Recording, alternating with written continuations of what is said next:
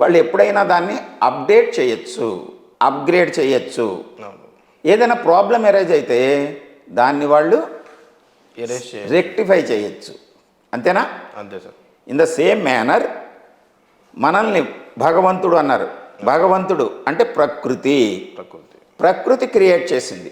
మనం క్రియేట్ అవ్వడానికి కారణం ఏమిటి? ఏదైనా సరే ఒక పదార్థం కానీ వస్తువు కానీ జీవి కానీ తయారు కావాలంటే ఒక కారణం ఉండాలి. మీరు మీ యాప్ కావాలని మీరు అడిగారు, అది కోరిక, అవకాశం నాకు. ఇక్కడ మనం జన్మించడానికి కారణము మన కర్మ. అంటే ఎలా చెప్తారు సార్? కర్మనే కారణమని ఏ విధంగా అంటున్నారు? ఇది చెప్పేసిన తర్వాత నేను మీకు క్లారిటీ ఇస్తాను. సరే సార్. కర్మ అనేటువంటిది ఒకటి ఉంది. ఎందుకనంటే మనం ఎక్కడ పుడతామో తెలియదు కదా, మనకి తెలియదు. ఎప్పుడు పుడతామో తెలియదు కదా, ఎవరికి పుడతామో కూడా తెలియదు కదా. అవును సార్. అంచేత కానీ మనం పుట్టాము అక్కడ. అవును సార్. మనం కొన్ని పనులు చేస్తున్నాము.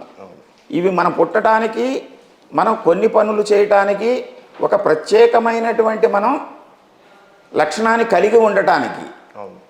ఇక్కడ ఇందాక మీకు చెప్పినప్పుడు మీ యాప్ మీదే, ఇంకొకరితో సంబంధం ఉంటుందా? అది ఉండదు సార్. కాదు.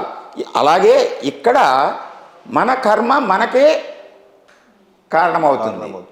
మన జన్మకి కారణం మన కర్మ. మన కర్మ ప్రకారం మనం జన్మించాలి. జన్మించాలి అంటే దాన్ని క్రియేట్ చేయడానికి క్రియేటర్, సృష్టికర్త ఉండాలి. సృష్టికర్త ఏం చేస్తాడు? ఆయన చేసేస్తాడా? చేయడు. మేనేజర్స్కి, టీమ్ లీడర్స్కి ఆయన CEO, టీమ్ లీడర్స్కి, మేనేజర్స్కి అప్ చెప్పాడు. మేనేజర్స్ అంటే పంచభూతాలు. అది సార్. ఈ సృష్టి అంతా కూడా పంచభూతాలతోటి నిమిడి ఉంది. మనం పంచభూతాల యొక్క ఆధీనంలో బ్రతుకుతున్నాము. ఏం చేద్దంటే పృథ్వీ తేజో వాయురాకాశ 5 పంచభూతాలు మన శరీరంలో అన్నీ ఉంటాయి సార్. అవునా?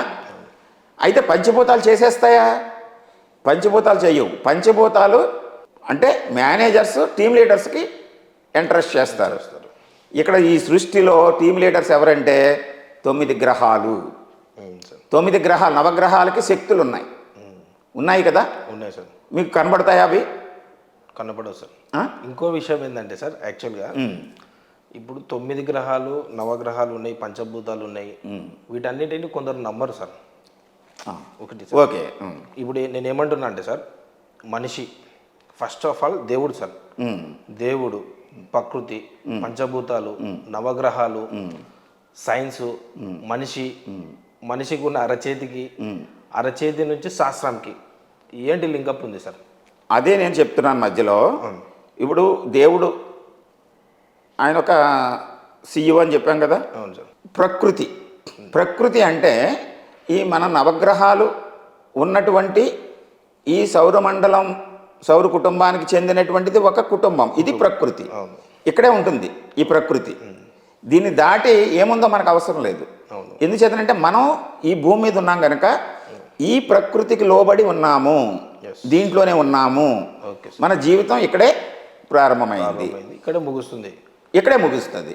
మనం నమ్మినా నమ్మకపోయినా ఈ 9 ప్లానెట్స్ ఉన్నాయని సైన్స్ చెప్తుంది కదా. చెప్తుంది సార్. 9 వాటిల్లో మీరు ఇందాక నేను అడిగినప్పుడు మీరు వాటిని గమనించారా, తెలుసుకుంటారా అంటే మనకు కనపడవు కదా అన్నారు. మరి సూర్యుడు కనబడుతున్నాడుగా. సూర్యుడి శక్తి మీ మీదకి వస్తుంది కదా. దాన్ని మనం వినియోగించుకుంటున్నామా? అలాగే చంద్రుడు, మన కన్ను చూపు మీద 2 గ్రహాలు మాత్రమే కనపడతాయి సార్, సూర్యుడు, చంద్రుడు. అవునా? మిగతా వాటి గురించి కనపడదు. అవును, కానీ తెలుసు, సైన్స్ పరంగా ఉన్నాయని తెలుసు. అవును. ఇంటర్నెట్ మీకు కనబడుతుందా? కనపడదు. శాటిలైట్ కనబడుతుందా? కనబడదు. నెట్వర్క్స్ కనబడతాయా? కనబడవు. టవర్స్ కనబడతాయి. టవర్స్ నుంచి వచ్చే సిగ్నల్స్ కనబడతాయా మీకు? కనబడవు. మీకు సెల్ ఫోన్లోకి వచ్చి సిమ్ కార్డు యాక్టివేట్ అయ్యి మీకు చెందవలసినటువంటి విషయాలు దాంట్లోకి వచ్చినప్పుడే మీకు కనబడతాయి. అంతే కదా. అంచేత మీరు సిమ్ కార్డు, ఈ ప్రకృతిలో మీరు ఒక సిమ్ కార్డు.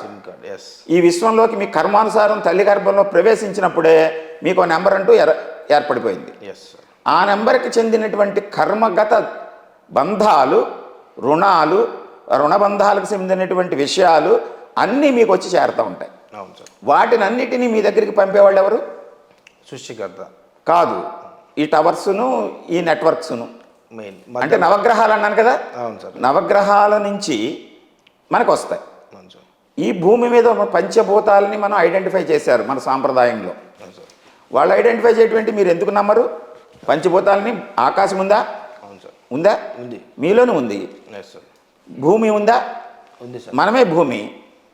మనకి 3 శక్తులు మనకి ప్రధానమైనటువంటి, మిగతా 3 పంచభూతాలు, మిగతా 3 భూతాలు ఏమిటి అంటే పంచభూతాలు అనేసరికి అదేదో పేరు పెట్టేసి గాలి, నీరు, నిప్పు, ఇది ఆకాశము, భూమి అని పేర్లు పెట్టేసి అవి ఒక మతానికి అంటకట్టేసిన మూలాన్ని మీరు పంచభూతాలు నమ్మరంటున్నారు.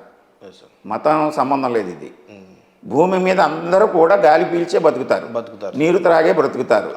గాలి నీరుతోటి ఏర్పడినదే అగ్ని. ఎస్.